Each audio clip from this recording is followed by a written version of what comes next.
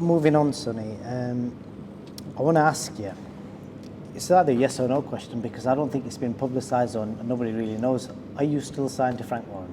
No. No, okay, so obviously the reason I'm asking is you fought in Dubai recently on a Probellum card. It's not really been publicised. Nobody knows if you're, because everyone assumed that you're still with Frank Warren Promotions. Do you want to tell us what's happened there? Well, the reason I'm asking is because it's been... Because from all the fighters that Frank has, you know, yourself, you got a lot of publicity on BT Sports, and he was kind of like the golden boy, I'd like to think. Me and probably a lot of boxing fans thought you might be seeing your career out together. Obviously, you moved on, so do you want to tell us what's happened?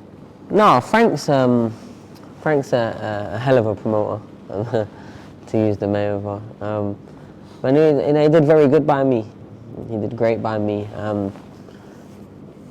And I had a very, very good career, like, with Frank. And don't get me wrong, it's one of those, some people might sit there and think, oh, well, he gave you all them opportunities, like, how comes obviously you've parted ways now? But, like, they weren't opportunities that I hadn't earned. Like, I'd signed with Frank in my third fight. I fought in a Frank show two fights after Javonta Davies beat Liam Walsh at 12:15 midnight. Had my gloves on for 6 hours. That was my first Frank show. And then I was on a couple of small MTK shows where they kept me busy. Then I was at 5 o'clock on a Frank show, and then it was a couple of MTK shows. And then my real breakout fight, where anyone took notice of me, was when I beat Farag, and that was an MTK show. So don't get me wrong, like I said, very grateful in the relationship we had and that I built with BT and everyone down at Queensbury. It was good. Do you know what I mean? It was good. I think I'm in a position right now though where my main focus is search and destroying and going up, down, left, right, roundabout, wherever the big exciting fights are. And I feel like at this stage in my career maybe not being tied to promoter will definitely help that. You know, for boxing fans who all love the juicy stuff, how did that conversation go? You know, when you thought to yourself, I'm making this decision, I need to move on. You ring up Frank, or do you turn up at his office? How did that conversation go, and what was Frank's response? No, I mean, just being careful as to obviously what I do and don't say. Because obviously, even though right now I'm a free agent, there's still things and spinning plates and whatnot going on around. And as well, more than anything, I don't want anything to be misconstrued. I don't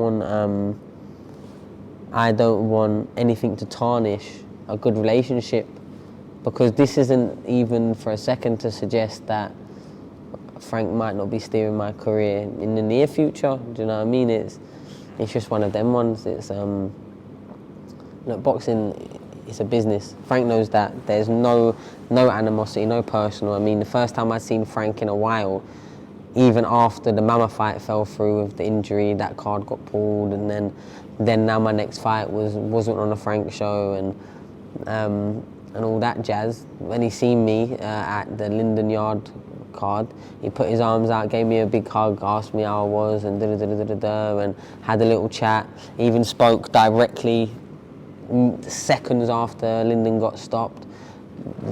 Me and Frank was both confused, didn't know why it got waved off when it got waved off. Linden was on his feet, but it did, so for Frank it didn't really matter, do you know what I mean? He was just buzzing that Yard one.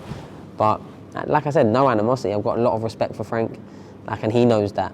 Yeah. One thing me and Frank, just sort of final on this point, one thing me and Frank managed to do very well is keep our relationship very, very friendly, because me and Frank didn't speak business very much.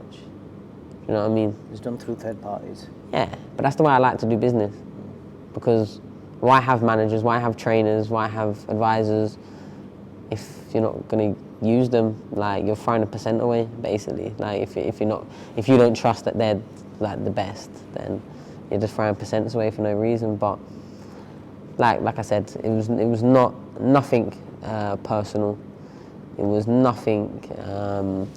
Even with how my career had been managed or promoted, I just understand that when I signed with Frank,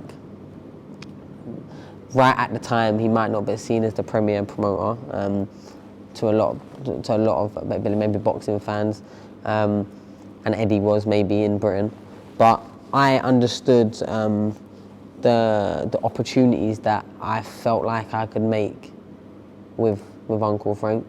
I felt like the dynamic of the two promotion companies when I was sort of obviously doing what boxers do, it was the two at the time. Obviously now there's a few more sort of competitors. But I knew that I could make a big splash on BT and with Frank Stable because let's face it, let's be as real as it comes. It doesn't have the depth as Eddie's did at the time and probably doesn't now. But he's a good promoter and he builds fighters well and he gives you time to actually learn. Like, if I was with a different promoter, I probably wouldn't have been able to have, you know, like the first 5, 6, 7 chip on my shoulder trying to get opportunities be just a hungry young fighter, then to the point of I've got a bit of leverage now, then have 5, 6, 7 international step-up fights, going in the right direction, learning the rounds, learning my craft, getting confident more than I already am, getting comfortable in all different situations, with all different styles. I probably wouldn't have got that anywhere else with good pay and regular fights and titles. Like, you know what I mean? They delivered for me. They did. But once I won the world title, it was a case of where are the big fights out there? And in this way and the next, there isn't really anyone that Frank would have in-house to entice me to put all my eggs in that basket thinking, oh, I know I'm going to land this. Because of the dynamic of the... It sounds like a similar situation to when Billy Joe Saunders left. It is, but that's why I don't think Frank finds it personal. That's why boxing promoters don't. I think for conspiracy theorists, or obviously, I've seen some of the stuff online, you know, questioning your loyalty, etc. You've left on good terms. Yeah, like, because I could go back.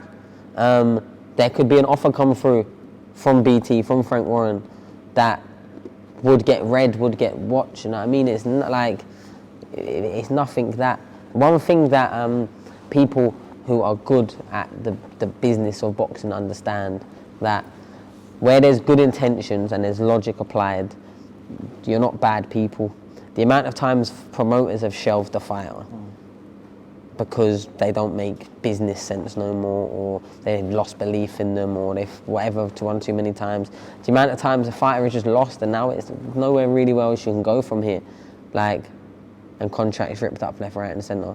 They're not nice things to do. Like, even as a promoter, as a promoter, you probably have, as a promoter, there's probably so many fighters that they've got genuine time and energy and effort for, but once they're past their sell-by date or no longer the hot property, wherever they can work them, it'll be as like the away fight. I mean, look recently as like a Bradley Ski, like he might have took it personal, he might have not, but it's just the game. So I think Frank's not going to lose too much sleep. I mean, I'd seen that, even though I know it's not him that writes his column, so. But I'd seen that I weren't mentioned in like the year review and stuff like that. But I'm not a press release. I would have expected. Nah, no, I know there was no press release. But you know, I think that might have been down to because when we agreed, I was still fighting Mama on that card. Like I was out of contract before I was meant to fight Mama in September.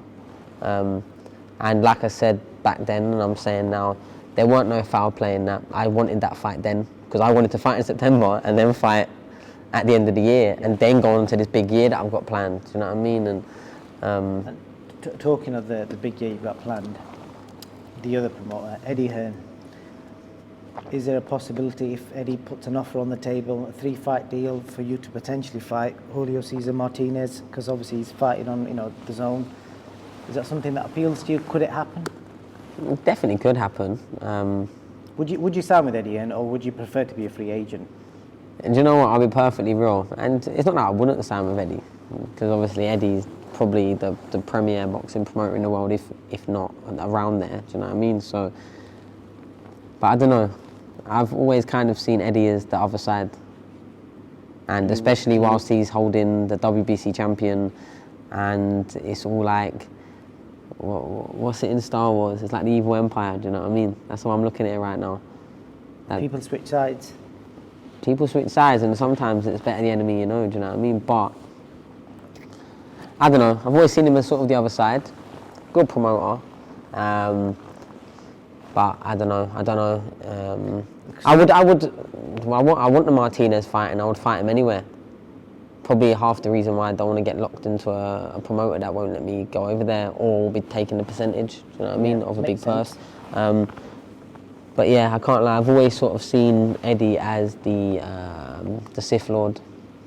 He's sort of the wolf in sheep's clothing, $1 million smile. And I like Eddie, don't get me wrong, I genuinely like Eddie. This is just me speaking on a business side of things. Outsider. Yeah, no, as an insider. That's like, but I understand the business, and I think Eddie plays it very well. And one thing I think he's very good with is people. Very, very good with people. But I don't think boxers are the hardest to be good with. Most boxers just want a hug and an arm around them and a bit of fucking smoke blowing up their ass. Paid on time. Paid on time. I've always been on paid on time. Get onto this. I once got paid by Frank the day before I had a fight. That was one of my questions I wrote down, because that's another thing I wanted you to clear up. Because I see these comments online and people always, highlight Frank for not paying on time, and I've seen other fighters do it. But do you want to tell us, have you ever had them sort of issues? Nah, always got paid on time. Always got paid full amount. Never argued, never disputed over money. Never sound. I think one time the Christmas period was fast approaching. I was like, yeah, I'll make sure I get paid before my Christmas. I got Christmas presents to buy, and they did. So always paid on time, always paid in full. Never had no issues in that sense of things. Don't get me wrong. At times there was probably things I weren't happy with, but I mean we had a near 4-year, maybe more relationship. So when you're working business, there's always going to be things that you're not happy with, because obviously when the game is, I want to get paid more, you're trying to pay me less, naturally, because that's how this game works, like, that's the balancing act. Because promoters, if they could, would probably love to give all the fighters millions and make them all millionaires, but it's just not the way it works. Like, it's just not the way it works. Like, and because I understand the boxing game, I don't always take things personal. I never really take things personal. But, yeah, but that's just like, because there's a few stories, a few horror stories, but one thing I know about boxing is what people see, especially what people read and what they listen to, is usually about 30% of the truth in boxing. What I'll tell you will probably be about 30% of truth in boxing. What Eddie will tell you will probably be about 30% of truth in boxing.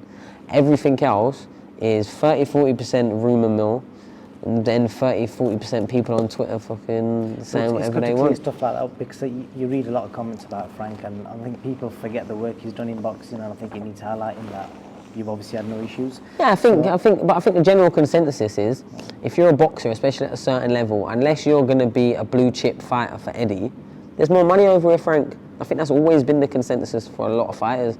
Half the reason why I went to Frank, the offer was double what I was looking at for Eddie.